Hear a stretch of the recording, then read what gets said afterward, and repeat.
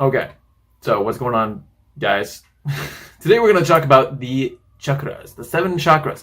I really want to get into this topic. This is something I've been meaning to talk about for a long time. I really hope this audio is recording. I actually didn't check, but whatever.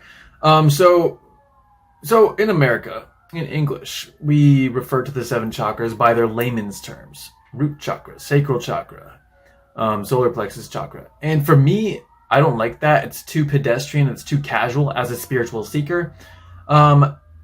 Because when we look to the actual Sanskrit terminologies in the root Hindu literature, we see that the names they're given actually really matter a lot. Okay, and I want to talk about that today. And to get into it, I'll actually mention something from my life right now, which is that I'm actually considering getting my first tattoo. And this is something that I hadn't, I'd planned on doing it. I was like, I'll probably do that someday. But I had put that off because, my health condition, like my arms are super skinny. I plan on having them get bigger once my health comes back, right?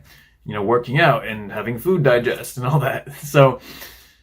So yeah, I never really thought about that as a present moment possibility, but my girlfriend mentioned that idea. She was like, hey, why don't we get cool spiritual tattoos during the eclipse, during the big solar eclipse, April 8th, right? Like not on that day, but around then. Anyway, one of the possibilities that I considered was Anāhata chakra, the heart chakra, okay? The sigil. I'm sure you've all seen the sigils that correspond to each of the 7 chakras.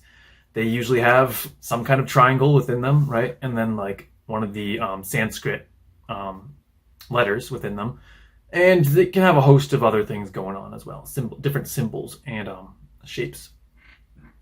So I considered the Anāhata chakra sigil, the heart chakra. All right, and we'll get into what those mean too during this video, of course. But so for me though, that one's important. Should we start with that? Let's start with that. Why not? So Anāhata, that means unstruck. Okay? You might be surprised. It doesn't mean heart. Okay? So this gives us a little bit of an insight into the yogic mindset here. And about why the American terminologies, the English terminologies, are insufficient. Okay? So unstruck. Now, many of you may know Om or Aum. This is the primordial sound of the universe. This is the vibration that represents the origination of the universe, right? And we see this in the Yoga Sutras of Patanjali, where Ishvara, the Lord of the universe, that is the personification of this sound of the universe. Okay, so sound creates the universe. The universe flows out of it. Its vibration brings forth all this matter, okay? And so that's the manifest, right? But what is beyond that? What is the unstruck sound? The sound that has never been produced at all. That is Brahman. That is the ultimate. That is the deathless dimension, right? So there is God, the manifest. That's part of God. That's Shakti, right? The feminine, divine feminine principle. Shiva's the masculine, right? In the Tantra tradition. But then there's God, who is the infinite void. And that is Shiva, for example. And that's the unmanifest. Okay? So Anāhata, to me, the unstruck, that is representative of the fact that the heart chakra is one of the most holy chakras, right? It is the Christ consciousness center. It's the center of, well, they say that consciousness actually resides in the heart, not here. And that's because this is more like intellect and ego related, right? The third eye. This is more of just in divine resonance with the universe itself, right? So some people say that consciousness, fundamental consciousness, resides here. And that's kind of like a little bit of a way you can think about why that makes sense. Okay? And so yeah, obviously it's not the crown chakra, the Sahasrāra, but it's to me, okay, so if we look at Kabbalah, right? So the crown chakra, Keter, that is kind of like the gateway to the absolute, to God realization. But once you achieve that, once your consciousness comes back from cessation, from nirodha, and it contacts manifest reality once again, perception resumes, then as an enlightened being, your consciousness is said to reside in heart chakra, Tiferet, on the tree of life. So this is the Christ consciousness center, the enlightenment within real life. This is Dharma Mega Samadhi in the Yoga Sutras. This is cloud of Dharma. Okay? And so, yes, so Anāhata, unstruck. Now, you can see why heart and Anāhata really doesn't do justice to Anāhata. Okay? You can see the whole philosophy behind it and why it really matters. Okay? So let's continue on with the other ones. I really want everybody in the spiritual community here in America to get on board with this, because first of all, it's fun to say the word, and it's fun to say it like mostly correctly too. You don't want to butcher it and sound kind of like goofy, right? But there's power to it. All y'all ceremonial magicians, you know the power of words. You recite the names of God when you're doing the banishing ritual of the pentagram. Yehovah, Adonai, Eye, Agla. The Hebrew words, the Sanskrit words, these old world words, they have power to them. And there's power in the original context. So, root chakra, down there. This is Mūlādhāra. Okay, that means root support. Okay, and so the beginning of our spiritual journey, guys, we can't really get very far if we are flooded with insecurity, anxiety, fear, and illness, pains of illness, right? So the basic foundation, the basic requisite for advancing ourselves at all, for gaining happiness, is taking care of the root, the support of it all, right? And I'm pretty sure all of you at least know that we love Kundalini here in America, right? Kundalini energy, it resides in the root chakra. That's the beginning. It's the beginning of the spiritual journey, okay? And it resides there. And so as we evolve our consciousness, it also comes up as well as a natural byproduct. And you can do yogas, you can do kriyas that cause it directly to move up on its own as well. And of course, you want to do that safely, right? There's a whole science to it. It's not apparently the most safe thing to do without a master guru, okay? You don't want to just do this on your couch eating popcorn, watching the Lord of the Rings trilogy. So yes, the root chakra, everything is there, all the power. This is the key to health, okay? You really want, if you strengthen the root chakra, this is going to bring you health, it's going to bring you well-being. And this is going to be your foundation for everything else. And of course, happiness, guys, that's what we're doing spirituality for. Now, next, Svādhiṣṭhāna. That's the sacral chakra. That means, I want to say the abode of the self. I think that's a good word for it. The translation can be where the self is established. The establishment of the self. Okay, so this is where individuality occurs. Root chakra, that's like, we just started existence, right? Baseline existence. Now a sense of self has emerged from that, from the fundamental matter and elements that the body's made of, okay? So sense of self, seeking what brings us pleasure. That's there. The unconscious and emotions, there's the symbol of the moon on the chakra, right? So moon is typically like subconscious in esoteric traditions. And so that one's pretty self-explanatory, right? But then we have Maṇipūra, that's the solar plexus chakra. And Maṇipūra means city of jewels. Okay, so solar plexus, once again, that tells us nothing. Sacral tells us nothing. It tells us where it is. Okay, it doesn't tell us the nature of the chakra, how to meditate upon it, what is it for? Okay, so city of jewels, why does this make sense? So solar plexus chakra, solar energy, shining, right? Radiating, coming forth. Now, this is very much, so we have a basic sense of self in Svādhiṣṭhāna, right? Now this is more of like the doer. This is more of like, I'm going to make my fortune. I'm going to build a name for myself. I'm capable. Right? All these sort of different affirmations, okay?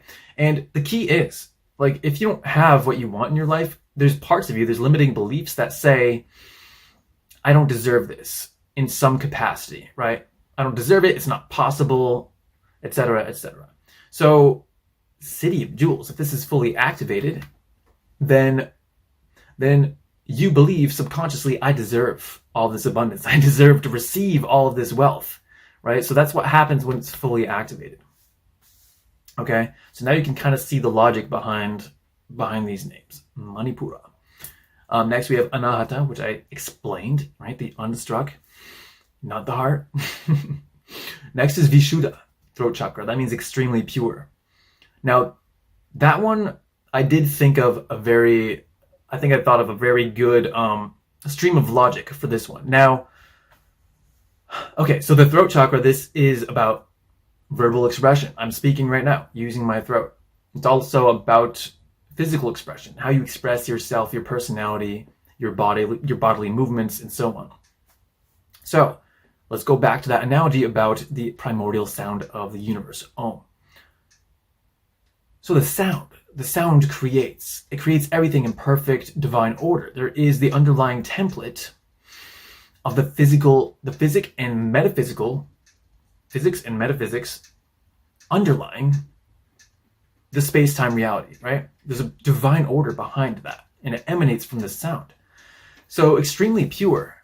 Now the universe starts off extremely pure, right? That sound. Now we as humans, we have our self-expression gummed up with various beliefs, various mental tendencies that bring us down, that turn off our power of speech, that make us afraid to speak, that make us feel guilty or shame-ridden. And that closes down the throat chakra. It closes down our ability to speak clearly, to speak lovingly, to speak in a pure way that's devoid of fear or agenda, right? And so notice how when it's not pure, when there's impurity blocking the throat chakra, self-expression is shut off. It's tamed. You become a robot, right? You become a 9-to-5 robot. Okay, you don't show anyone your cool side unless you've talked to them for like 3 days, at least. Just kidding. At least 3 days, guys, on Tinder. I'm just kidding. So yes, when it's pure, when we purify our being such that there's no more fear, then we can bring forth our true expression, both verbal and personal expression, personality. And that can just shine and radiate forth, just like it does in accordance with natural law from Om. We have the root vibration. We have the root vibration of our soul as well. And when that root vibration is unobstructed, because of this purity, because it's pure like a clear crystal, light coming through a clear crystal, then the expression of that, the manifestation and reflection of that, is in divine order. And that's why it's so appealing to everybody. And that's why we have such inner joy when we can do that effectively. Okay? So that is Vishuddha, extremely pure. Understand that. It also has to do with psychic powers as well. Surprisingly, I don't know if y'all knew that. Siddhis, the supernormal powers, manifesting. Okay, you speak the word of life and it is manifest instantly. In the beginning was the word. Okay, see, now everybody's kind of hopping on board with the word and the manifestation thing, right? Christianity, Hinduism, I don't know if you can. I'm just kidding. Yes, right? So it's about speaking the word and it is done. That's why the siddhis, the supernormal powers, come from Vishuddha. Okay, Ājñā, right? Okay, y'all have seen this. Ajna. It's spelled Ajna, and there's a weird little Spanish tilde on the end, and you're like, what's going on here? How do we say this? Is this Ājñā? Because that sounds pretty good. But no, it's apparently Ājñā. Okay, I did some research on it. It was hard to find. It was hard to find the pronunciation for this. But I'm going to go with Ājñā. And I found a website that does confirm this. I've also seen Ājñā and Ājñā. All right, so for now, I'm not a Sanskrit scholar. We're going to go with Ājñā. All right, and this, so it's the third eye, right? And this means the best result I found, the most prevalent result for translation is command. Okay, and you might think like, oh, well, command, that sounds like throat chakra, right? Now, let's go with this nomenclature for now. Command. Okay, think of it as the command center. That's how I think of it. I think of it as witness consciousness, right? We have the witness, that's kind of like our fundamental consciousness beyond the personality self. And then, of course, we have the enlightened consciousness, which is just, it's unmanifest, it's the infinite. But the witness consciousness, the command center, that's here. This is where the will and the intention come from. This is where we perceive the world and discern the world in alignment with the truth. Okay, so the stronger your third eye is, or the stronger your discernment about the truth, the stronger this center is, the stronger your command center, okay? And like I said, I personally think of it as our intention or will coming from this place. And yes, psychic powers. This is also involved in psychic powers. That's why everyone focuses on awakening the third eye. It brings you spiritual vision. It brings you vision of the truth, and it can also help activate the cities, like extrasensory powers and mediumship, whatever it is that you want to accomplish with your mind, right? So these kind of work together. That's my understanding of it.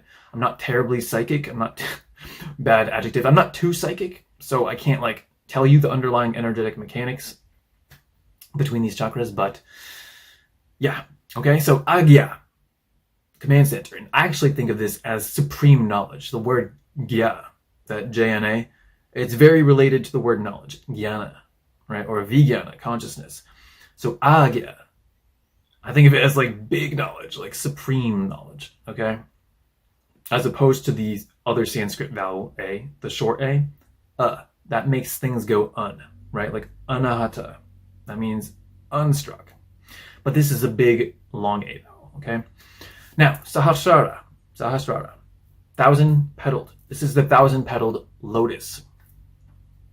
Okay, so crown chakra, this is like the enlightened consciousness as I see it. This is the Atman, the self. This is Brahman appearing as a self right here. It's undifferentiated before it becomes a witness, before it becomes a Vyakti, a personality self. It is this primordial consciousness, like we teach in Kabbalah, the Keter, right? The Keter Sephira, sorry. So 1,000-petaled lotus, how does this correspond to that meaning? Okay, so the lotus is huge in Hinduism in terms of symbolism. So it emerges from dingy, muddy water, right? And then it becomes a beautiful flower, totally unstained, totally pure, just beautiful, right? So that is like the consciousness opening up into the enlightened God realization consciousness. That is like the journey of the jiva, the individual soul, doing all of its sadhana,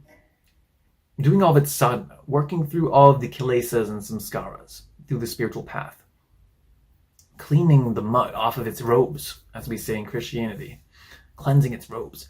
And when you reach that moment of realization, then the beautiful flower opens up, the flower of realization of God consciousness, okay?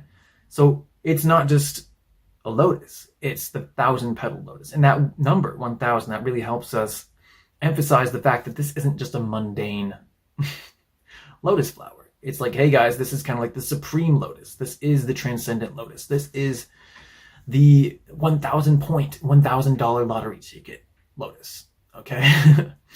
Big money, okay? It's the best lotus. Okay, so that's Sahasrāra, okay, 1,000-petaled and lotus. It is a lotus. That's not part of the word, though, okay? Okay, guys, so I hope this was interesting to you. I hope that you are just as interested in the Sanskrit terminologies for the 7 chakras as I am. It gives you a lot more insight to meditate upon. There's a lot more to the chakras in general. There's a whole kind of like science going on to the meaning and symbolism with each one that we're not going to get into here. Just the rationale behind the names and why it's superior to just the basic English words that we all know and don't love, in my case. Okay, so take care, guys. Actually, I just want to shout out right at the end here. I do have my first masterclass for sale now on Vimeo. Go check it out. It's about personal development using Buddhist principles. So basically what I do is I outline an entire process for how to go about personal development as opposed to spiritual development. It's just kind of like the basics of, like, if we get rid of the spiritual theology, right? It's just the basics of how do we train our minds, our perspectives, our mindsets to get more happiness and get more good results in our life, right? So if that's interesting to you, the two worlds of Buddhism and like personal development, then be sure to check that out. Okay, I'll leave the link in the description below, and I'll see you guys next time. Be sure to hit like and subscribe. Peace out.